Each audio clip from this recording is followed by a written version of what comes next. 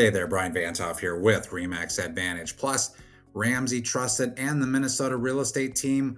Welcome to the last Thursday of the first half of 2025. Here it is, June 26th, almost halfway through the year for 2025. Next week is obviously the 4th of July, where we get to celebrate our 249th birthday as a nation, as the United States of America. So next year, obviously, 250th anniversary of the United States. I hope you get a chance to enjoy whatever you like to do on the 4th of July, whether it's fireworks, brats, hot dogs, burgers, steaks, boating, go for a walk, hide in the basement, whatever it happens to be. I hope you have a good time. So let's talk about the week that was in real estate for those previously owned homes within that 50-mile radius of downtown Minneapolis in Minnesota.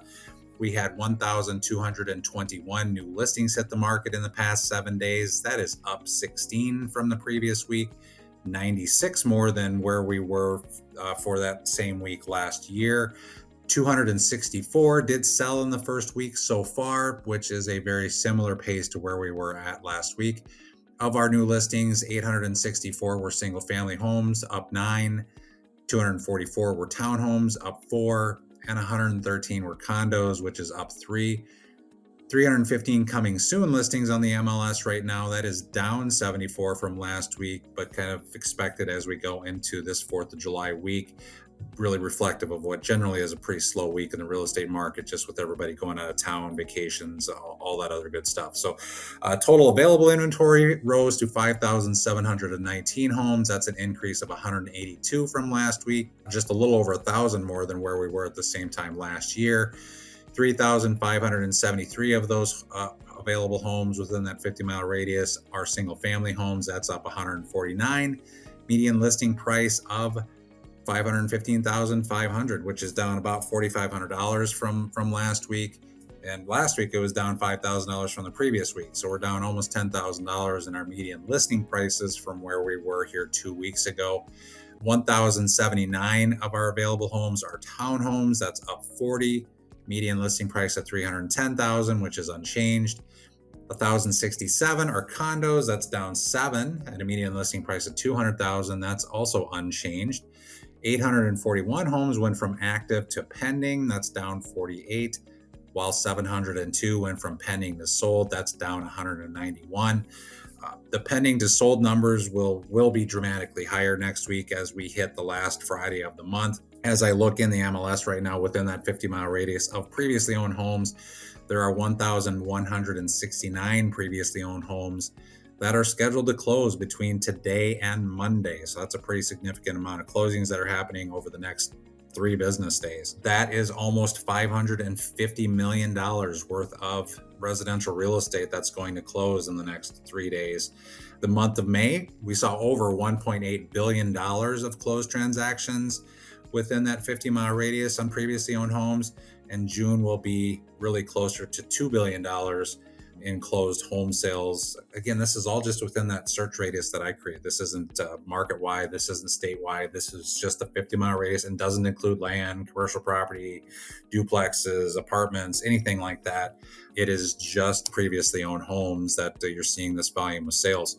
Moving to the mortgage and showing activity, mortgage rates ticked down just a little bit by about 1/8% from last week, with a good mortgage broker being between 6.5% and 6.75% on a fixed 30-year conventional mortgage.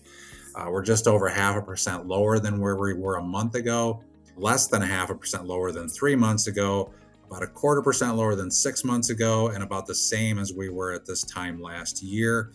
For showing activity, realtors scheduled about 15,400 showings in the 7-county metro area, which equates to about 3.34 showings per listing.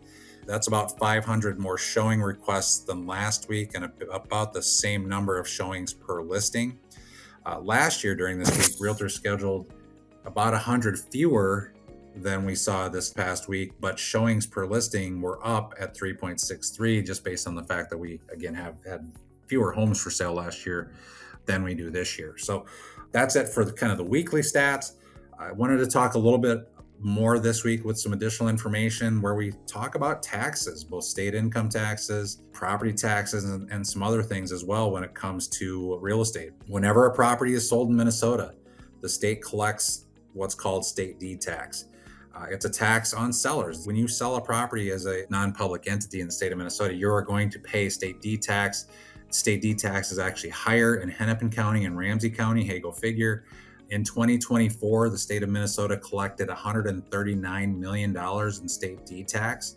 What's also interesting is that the state charges and collects a tax from buyers as well. You pay a mortgage registration tax. Whenever you buy a home with a mortgage or refinance a home into another mortgage, you are going to pay mortgage registration tax. Anyone who takes out a mortgage pays that tax. The state collected $97 million in mortgage registration fees in 2024. These two taxes, mortgage registration tax and state D tax, make up about 7% of the revenue that the state collects on an annual basis from taxes. The state collects just almost about $15 billion in individual income taxes and $8.5 billion in sales tax. So $15 billion in individual income, 8.5 in sales tax. Corporations pay about $3.2 billion in income taxes, and motor vehicles bring in about $1.1 billion to the state. If you look at the top four then for the state, individual income tax, sales tax, corporate tax, and then motor vehicle make up the top four collections.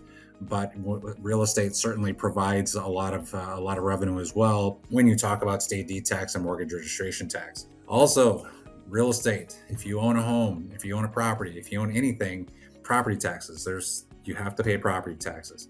Property owners paid $13 billion in property taxes in 2024 in the state of Minnesota. That's over the entire state.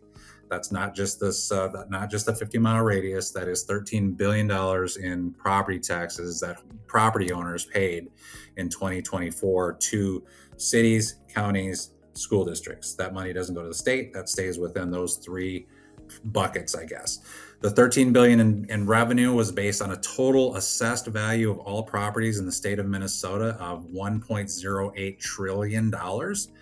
Tax assessed value is the amount your local assessing authority thinks your house is worth, not necessarily what it's truly worth if it were to be sold. It's just an estimate of what the assessor thinks that your property potentially could sell at should you want to sell. So again, not necessarily true market value, but the $1.08 trillion of market value is an estimate that assessors have placed on all of the properties in the state of Minnesota. Homeowners who own and live in their homes as their primary residence paid just under 50% of the $13 billion. The rest of it came from properties like farmland, apartments, commercial, rental, Excel, energy, utilities, that type of thing.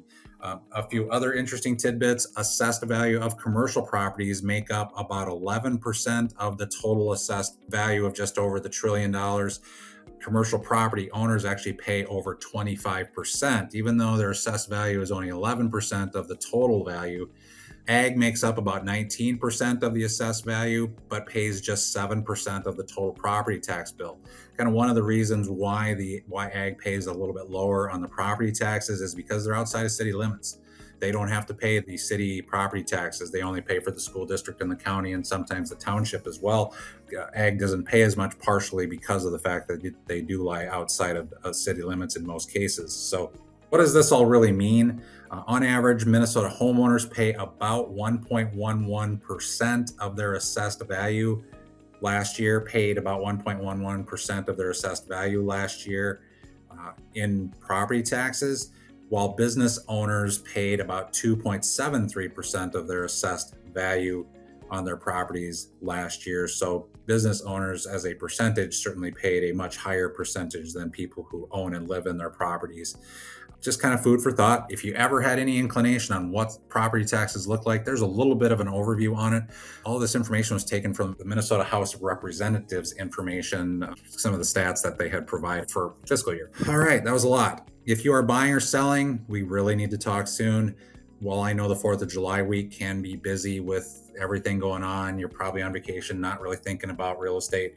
But if you're thinking of doing anything in 2025 yet to sell or buy a home, it is certainly the time to have the conversation with me about your real estate goals and putting a plan in place that makes sense for you. If you're a buyer, selection is great right now. Just in the past 2 weeks alone, I helped 6 buyers lock down gorgeous properties, and only one of those buyers had to pay just a little bit over listing price. And even then, we weren't the highest offer, but we had the best story to tell the seller. I don't know what the highest offer was, but we got the house for under what the highest offer was because we had a great story to tell.